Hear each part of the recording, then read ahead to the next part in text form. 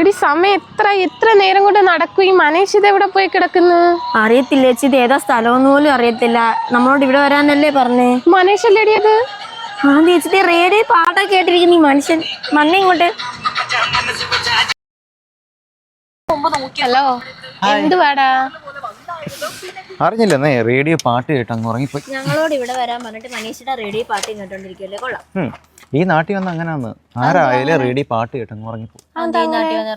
ഈ നാടിന്റെ പ്രത്യേകത, ഈ നാട് ഏതാ മനസ്സിലായോ? ഇല്ല. ഈ റേഡിയോ കണ്ടിട്ട് മനസ്സിലായില്ല? ഇതാണ് റേഡിയോ ജംഗ്ഷൻ. റേഡിയോ ജംഗ്ഷനോ? യെസ്. ഈ റേഡിയോക്ക് പിന്നിലും ഈ നാടിന് പിന്നിലും ഒരു കഥയുണ്ട്. ഈ പേര് വരാൻ അതെന്താ അങ്ങനെ? നമുക്കൊന്ന് കേൾക്കാം.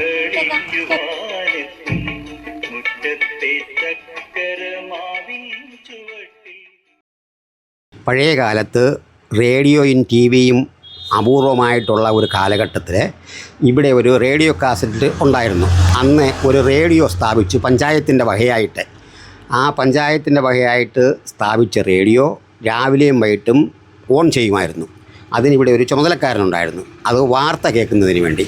അപ്പം അന്ന് വാർത്ത കേൾക്കുന്നത് റേഡിയോയിൽ കൂടിയാണ്. അപ്പോൾ ആ റേഡിയോ വന്നിട്ട് ഇവിടെ ഇതിനകത്ത് സ്ഥാപിച്ചിരുന്നു. അപ്പോൾ അങ്ങനെ അന്നത്തെ കാലത്ത് റേഡിയോ പ്രവർത്തിച്ചിരുന്ന ഒരു സ്ഥലമായിരുന്നാണ് റേഡിയോ ജംഗ്ഷൻ എന്ന് അറിയപ്പെടുന്നത്.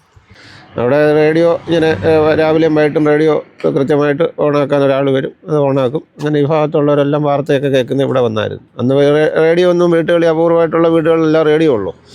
അങ്ങനെ ഇവിടെ ആശ്രയിക്കുന്ന എല്ലാവരും റേഡിയോ ന്യൂസുകൾ കേൾക്കാനെല്ലാം രാവിലെയും വൈകിട്ടും കൃത്യമായിട്ട് എല്ലാവരും ഇവിടെ ആൾ കൂടുമായിരുന്നു.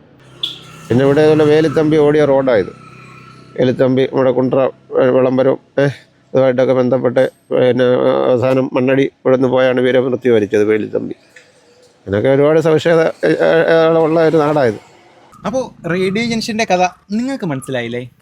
രണ്ടാൾക്ക് മനസ്സിലായോ? മനസ്സിലായി. എന്നാ ഞാൻ പോന്നേ.